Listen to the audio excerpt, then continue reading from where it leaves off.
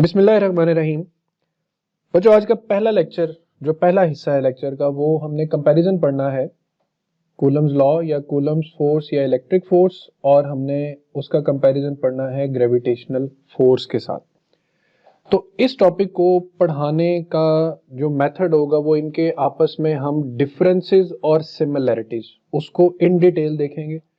मैंने उसके टेबल्स बनाए हुए हैं, आपको मैं उसके स्क्रीनशॉट्स भी शेयर कर दूंगा और रिकॉर्डिंग भी साथ आपको मिल जाएगी। तो इसमें पहले तो कुछ मशहूर बातें कि दोनों हैं तो फोर्सेस, तो इनको एज अ फोर्स डील किया जाएगा। जो कूलम फोर्स है या इलेक्ट्रिक फोर्स है, it depends upon charges and gravitational force depends upon masses. Coulomb का जो कांस्टेंट के है वो दो चीजों पे डिपेंड करता है, सिस्टम ऑफ यूनिट्स पर और मीडियम पर। जबकि gravitational constant system of units पर तो डिपेंड करता है, लेकिन ये मीडियम पे डिपेंड नहीं करता। उसके साथ साथ ये जो ग्रेविटेशनल कांस्टेंट है ये एक यूनिवर्सल कांस्टेंट है। Anywhere in the universe it's value will remain same. Electric force between charges होगी, ग्रेविटेशनल फोर्स बिटवीन मासेस होगी। अब हम इनका जो टेबल है, सबसे पहले हम देखते हैं कि इनमें सिमिलरिटीज क्या हैं। यहाँ पे वैसे तो काफी सिमिलरिटीज लिखी हैं, आप दोनों चीजों में से सिमिलरिटी और डिफरेंसेस में से कोई सी चार चार पांच पांच सिमिलरिटीज एंड डिफरेंसेस याद रख सकते हैं। तो पहली सिमिलरिटी के both are basic forces of nature, ये कुदरत की बुनियादी ताकतें हैं, ये मौजूद हैं यूनिवर्स के एग्जिस्टेंस के साथ। Both are conservative forces. Chapter number 4 first year हमने कंजर्वेटिव फोर्सेस में पढ़ा था। ऐसी फोर्सेस या ऐसी फील्ड्स जिसमें हम work done in a close path करें, work done in a close path करें तो आंसर क्या आना चाहिए है 0, वो कंजर्वेटिव होती हैं। इसके साथ साथ वर्क जो होता है वो इंडिपेंडेंट ऑफ पाथ होता है, तो वो भी कंजर्वेटिव फोर्सेस होती हैं। नंबर 3 पर both obeys inverse square law. दोनों इक्वेशंस में आप देख सकते हैं कि F proportional to 1/r square है। ये 1/r स्क्वायर का अगर हम फोर्स और डिस्टेंस के दरमियान ग्राफ बनाए तो ये शेप ऑफ द ग्राफ आपने याद रखनी है इनवर्स स्क्वायर रिलेशन की। Number 4, both obeys superposition principle. Superposition principle very simple है कि अगर दो से ज्यादा ग्रेविटेशनल मासेस आ जाएंगे तो सारे मासेस एड अप होना शुरू हो जाएंगे, m1 m2 m3 and so on. और इसी तरह बहुत से दो से ज्यादा चार्जेस आ जाएंगे तो उनकी भी जो चार्ज का सम है वो ऐड होना शुरू हो जाएगा। Number 4 point, both are long range forces. जब आपने ऊपर पढ़ लिया कि ये दोनों इनवर्स स्क्वायर लॉ ओबे करती हैं, तो आर को सोच कर देखें कि जहां पर बच्चों आर की वैल्यू इन्फिनिटी होगी ना, वहीं पर फोर्स की वैल्यू 0 होगी। तो इसी इनवर्स स्क्वायर रिलेशन से आप ये भी याद रख सकते हैं कि दोनों फोर्सेस नेचर में लॉन्ग रेंज फोर्सेस हैं। दो और भी फोर्सेस होती हैं, एक वीक न्यूक्लियर एक स्ट्रॉन्ग न्यूक्लियर, वो दोनों लॉन्ग रेंज नहीं है, वो दोनों शॉर्ट रेंज फोर्सेस हैं। फिर उससे अगला पॉइंट कि force acts along the line joining the two objects.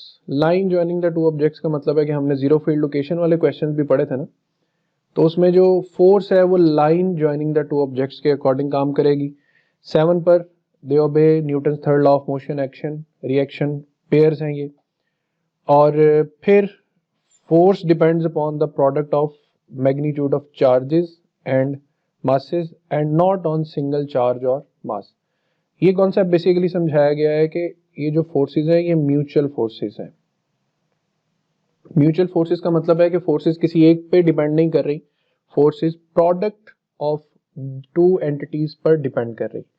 तो ये बच्चों सिमिलरिटीज हैं, इनमें से आप कोई सी भी 5 अगर याद कर लें तो गुजारा हो जाएगा। शॉर्ट क्वेश्चंस में ये बात पूछी जाती है, ये लॉन्ग क्वेश्चन नहीं है। अब आते हैं डिफरेंसेस पर। तो डिफरेंसेस में आपने क्या लिखना है, ग्रेविटी ओनली अट्रैक्टिव है, जबकि इलेक्ट्रिक फोर्स अट्रैक्टिव और रिपल्सिव दोनों है। Gravity depends upon masses and electric force act upon charges. Charge और मास का फर्क आ जाता है।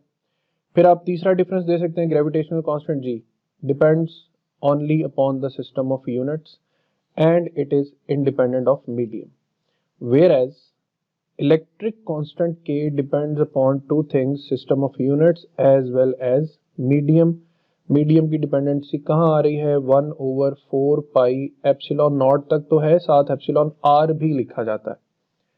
उसके बाद आप इन वैल्यूज को भी डिस्कस कर सकते हैं, value of G, value of के।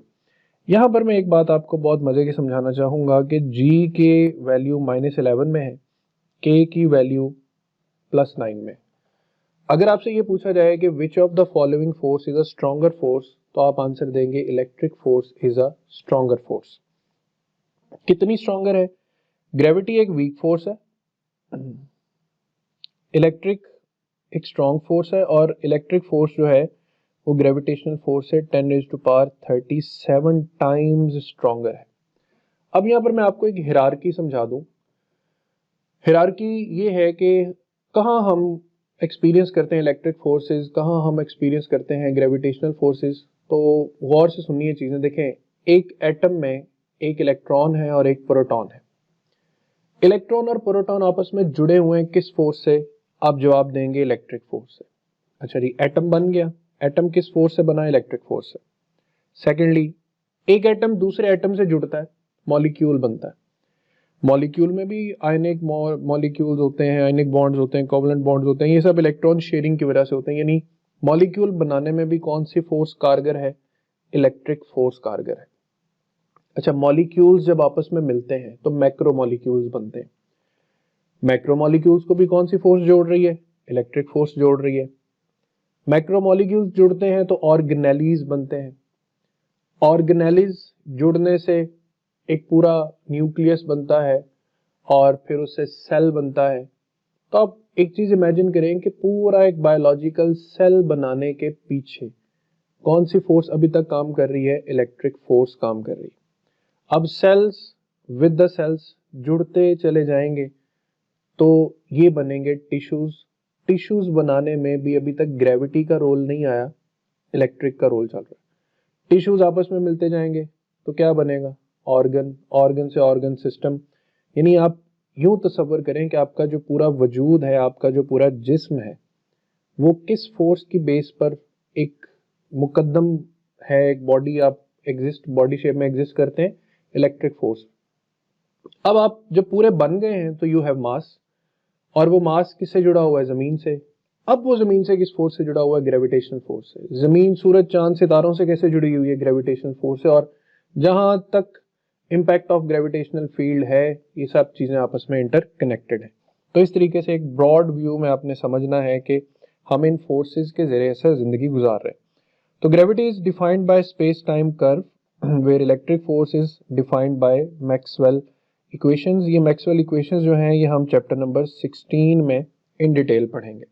और आखिरी और बड़ा important point, gravitational force can not be shielded, electric force can be shielded.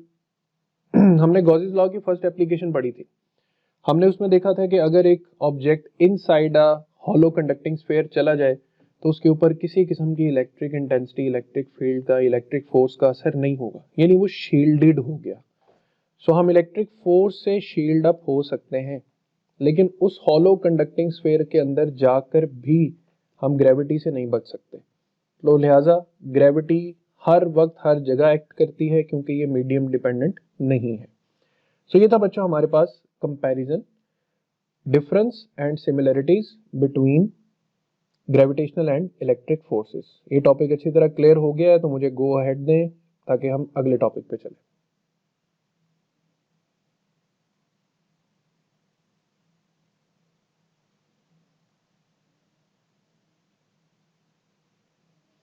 Okay, अब आते हैं मिलिकन ऑयल ड्रॉप मेथड। तकरीबन 4 to 5 टाइम्स ये बोर्ड एग्जाम में आया हुआ लॉन्ग क्वेश्चन है। ठीक है भी बहुत मजे का, आप केमिस्ट्री में भी पढ़ चुके हैं। तो charge on an electron by Robert A Millikan. ये रॉबर्ट ए मिलिकन की तस्वीर भी बनी हुई है। यहाँ पर इनका थोड़ा सा इंट्रोडक्शन भी है कि मेरा नाम रॉबर्ट ए मिलिकन है, मैं 1868 में पैदा हुआ था। मैंने किया क्या था जी, मैंने इलेक्ट्रॉन पे चार्ज डिस्कवर किया था और यूनिवर्सिटी ऑफ शिकागो में प्रोफेसर थे, और इनको नोबेल प्राइज भी मिला था 1923 में, और इनकी डेथ हुई थी 1953 में। अब इनका जो एक्सपेरिमेंटल अरेंजमेंट था ना, वो बड़ा इंटेलिजेंट डिजाइन था। उसमें एक्चुअल और डायग्रामेटिकल दोनों डिजाइन दिखाता हूँ। सबसे पहले तो ये इनका एक्चुअल अरेंजमेंट था। एक मेटल बॉक्स है। अब उस मेटल बॉक्स के अंदर क्या क्या चीजें हैं या क्या क्या हमने चीजें हमें रिक्वायर हैं, तो एक एक करके देखते हैं कि पूरा मेटल बॉक्स है। इसमें सबसे पहले मैं स्टार्ट कर रहा हूँ एटोमाइजर से। एटोमाइजर एक स्प्रे बॉटल है जिसके अंदर एक ऑयल पड़ा है। ऑयल वो जिसकी डेंसिटी भी हमें मालूम है, ऑयल वो जिसकी विस्कोसिटी भी हम जानते हैं। जैसे ही एटोमाइजर को प्रेस करेंगे, यहां से ऑयल ड्रॉपलेट्स एंटर हो जाएंगे इस मेटल चैम्बर में। इस मेटल चैम्बर में ये जो आप रेड कलर में देख सकते हैं इस जगह पर, जिसे अब मैंने ब्राउन में कन्वर्ट कर दिया है, ये अपर मेटल प्लेट है। और नीचे ये जो ब्लू वाला हिस्सा है जिसे मैं दोबारा कलरिंग कर रहा हूं, ये लोअर मेटल प्लेट है। और इन मेटल प्लेट्स के अक्रॉस हमने अप्लाई किया हुआ है पोटेंशियल डिफरेंस, जबकि इन दोनों मेटल प्लेट्स के दरमियान डिस्टेंस डी है। यहाँ पे एक लाइट सोर्स यानी टॉर्च भी रखी हुई है। टॉर्च क्यों? क्योंकि ड्रॉपलेट्स बहुत छोटे होंगे, जरी बात है, तो हमें उन्हें देखने के लिए थोड़ा इनलाइट करना पड़ेगा। और यहाँ पर एक माइक्रोस्कोप भी है। माइक्रोस्कोप क्यों है? क्योंकि माइक्रोस्कोप माइक्रो पार्टिकल्स को देखने के काम आती है। तो ये हमारा मेन एक्सपेरिमेंटल अरेंजमेंट है। What was the phenomena? Phenomena ये था कि यहाँ पर एक स्केच डायग्राम मैंने बनाई हुई है कि जैसे ही एटोमाइजर को प्रेस किया जाएगा, एटोमाइजर से ड्रॉपलेट्स निकलेंगे। अब ड्रॉपलेट्स चार्ज होंगे। इसकी दो रीजंस हैं। केमिस्ट्री में इसकी रीजन है कि हम इन ड्रॉपलेट्स पर इंसिडेंट करेंगे एक्स रेज। उससे क्या होगा?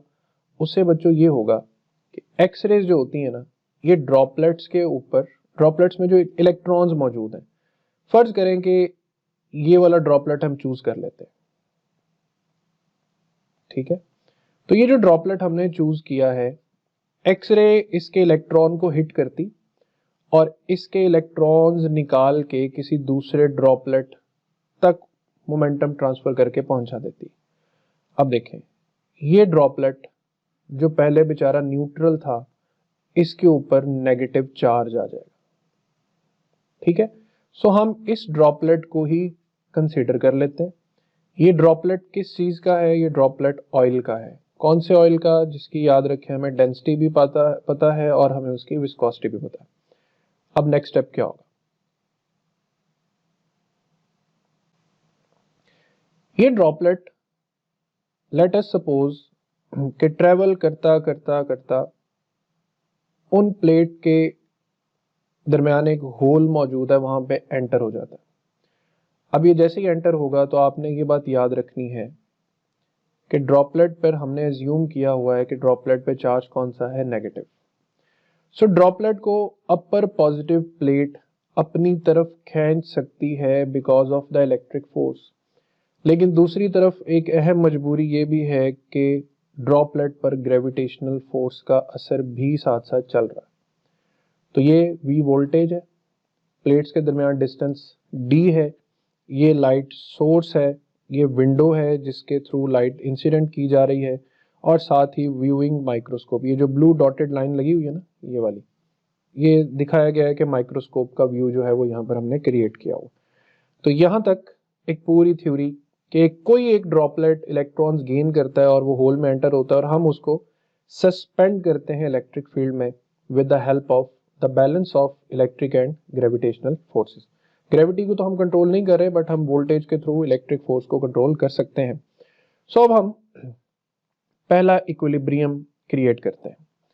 फर्स्ट इक्विलिब्रियम इज दिस कि the electric force become equal to the gravitational force, so QE become equal to mg। Next step, E की जगह हम लिखेंगे V/D। Electric field as potential gradient का रेफरेंस में यूज करूंगा यहाँ पर mg, और Q की वैल्यू यहाँ से बनेगी mg/d/V। ये हमारा मेन फॉर्मूला है, इसको मैं हाईलाइट कर रहा हूं। हमें इस फॉर्मूला में क्या कुछ पता है और क्या नहीं। फिलहाल इस फॉर्मूला में राइट साइड पे सिर्फ एक चीज है जिसकी हमें इंफॉर्मेशन नहीं है, वो है मास ऑफ द ड्रॉपलेट। देखिए एक रैंडम केस था, इतने सारे ड्रॉपलेट्स थे, कोई बड़े छोटे भी हो सकते हैं, तो हमें नहीं पता कि जो ड्रॉपलेट एंटर हुआ है प्लेट्स में उसका मास क्या है। जबकि हम ग्रेविटी की value, distance between the plates की वैल्यू ये हमें मालूम थी, पोटेंशियल हमने कितना अप्लाई किया था ये भी पता था। सो बच्चों अगर हम the problem of mass solve कर लें तो हम easily charge on the droplet find कर सकते हैं। अब इसका हल रॉबर्ट ए मिलिकन ने क्या निकाला? रॉबर्ट ए मिलिकन ने क्या किया कि ये जो प्लेट्स हैं इनके दरमियान डिस्टेंस तो हमें मालूम था ही, डिस्टेंस हमें पता था। व्हाट ही डिड, उसने ड्रॉपलेट को इस हाइट तक खींचा, इलेक्ट्रिक फोर्स को बढ़ा के इस पॉइंट तक खींचा और ड्रॉपलेट को फ्रीली फॉल करने दिया। अब चूंकि ये बहुत माइक्रो स्केल ड्रॉपलेट है तो इसने फौरन ही गिरते ही अटेन कर लेनी थी टर्मिनल वेलोसिटी, और टर्मिनल वेलोसिटी कौन सी वेलोसिटी होती है? कांस्टेंट। ठीक है, सो व्हाट ही डिड कि उसने इसको गिरने दिया, फॉल करने दिया और देखा कि कितना वक्त लगता है इस ड्रॉपलेट को अपर प्लेट से लोअर प्लेट तक आने में। सो फिर मैं बता रहा हूं कि डिस्टेंस तो उसे पता ही था उसने बार बार ड्रॉपलेट को उठा के फ्री फॉल करने दिया और नोट किया टाइम कि वो ये डिस्टेंस कितनी देर में कवर करता है। ऐसा वो क्यों कर रहा था? क्योंकि वेलोसिटी होती है डिस्टेंस ओवर टाइम। सो नोन डिस्टेंस को नोन टाइम से जब वो डिवाइड कर देगा तो वो जान जाएगा कि इस ड्रॉपलेट की टर्मिनल वेलोसिटी क्या है। ये बात हो गई। और टर्मिनल वेलोसिटी पे एक और बात याद रखें, टर्मिनल वेलोसिटी कब अटेन होती है?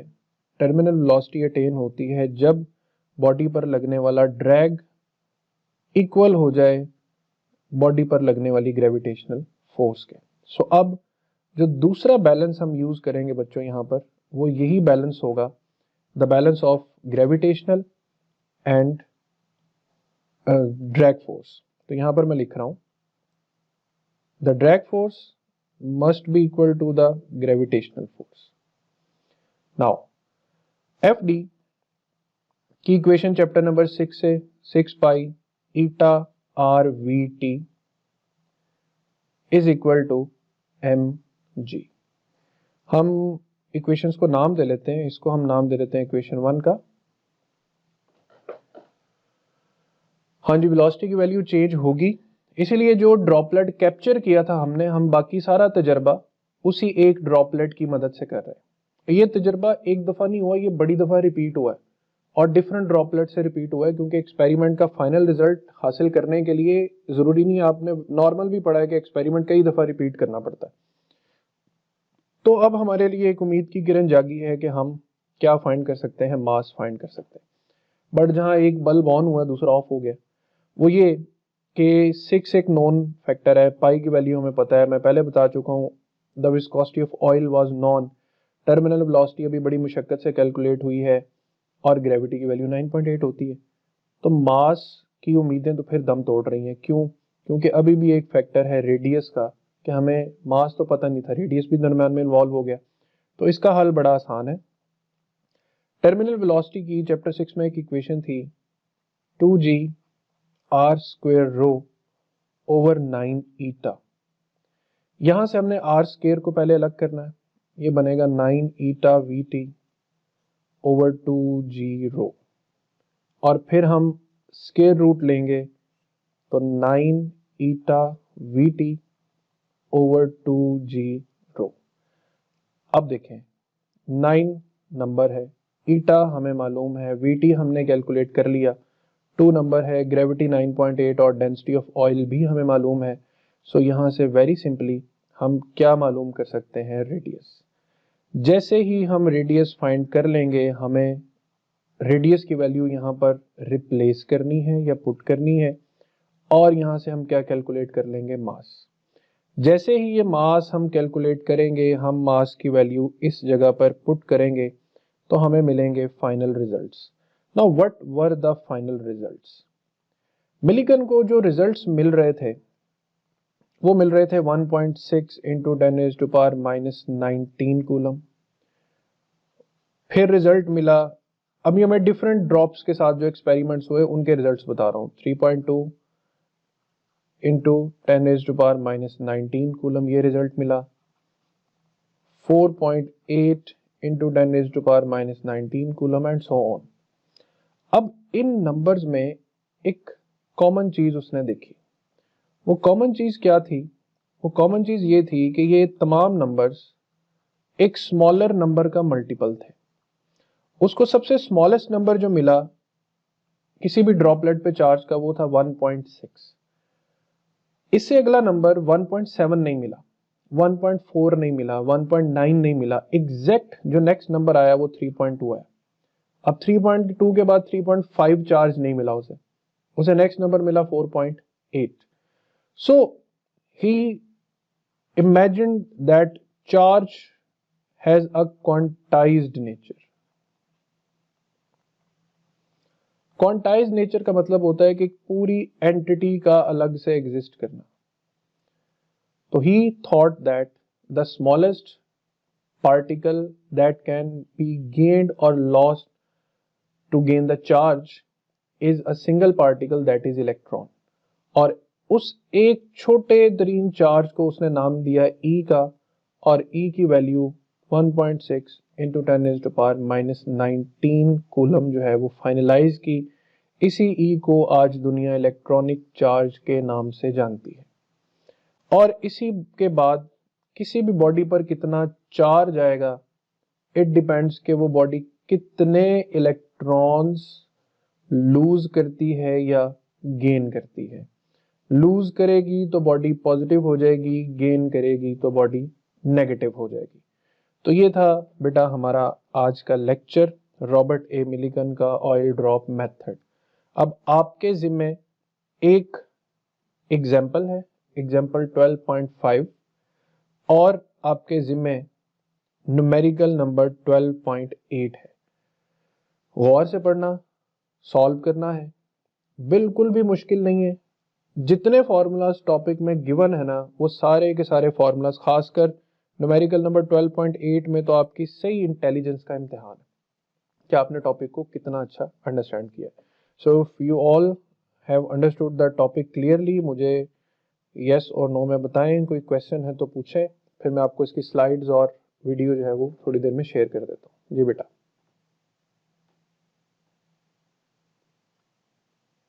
गुड, सबको समझ आ गया है तो सब। इलेक्ट्रॉन की चार्ज की वैल्यू रॉबर्ट ए मिलिकन ने डिस्कवर की थी। मैं थोड़ी चीजें आपके क्लियर कर दूं। चार्ज की वैल्यू रॉबर्ट ए मिलिकन ने डिस्कवर की थी, लेकिन उससे भी पहले जे थॉमसन ने charge to mass ratio of electron discover कर लिया हुआ था, 1.75 10⁻11 कूलम्स पर केजी। ये बात चैप्टर नंबर 14 में पढ़ेंगे हम, ठीक है। तो अब इस फॉर्मूला की बड़ी मजे की चीज है कि ना जे थॉमसन को चार्ज पता था ना मास पता था, लेकिन ग्रेविटेशनल बैलेंस की मदद से उसने इन दोनों क्वांटिटीज की रेशियो फाइंड कर ली थी। अब देखें, वक्त के साथ साथ आने वाले वक्त में जैसे ही रॉबर्ट ई मिलिकन ने ई की वैल्यू डिस्कवर कर ली, तो अब उसके बाद क्या हुआ, ई की वैल्यू को ई की जगह पे पुट करना था। 1.6 10⁻⁻19 divided by mass must be equal to 1.75 into 10⁻11 coulombs per kg. अब देखें, अगर हमें मास फाइंड करना है तो हमने मास को दूसरी तरफ ले जाना है। तो जब हमने ये कैलकुलेशन की तो इसके साथ ही फौरन मास भी डिस्कवर हो गया, 9.1 इंटू 10⁻31 केजी। तो जे थॉमसन का जो कारनामा था वो बहुत बड़ा कारनामा था कि आने वाले फ्यूचर में एक भी चीज डिस्कवर हुई है तो दूसरी ऑटोमेटिक डिस्कवर हो गई है। So today we know both the charge and the mass of the electron.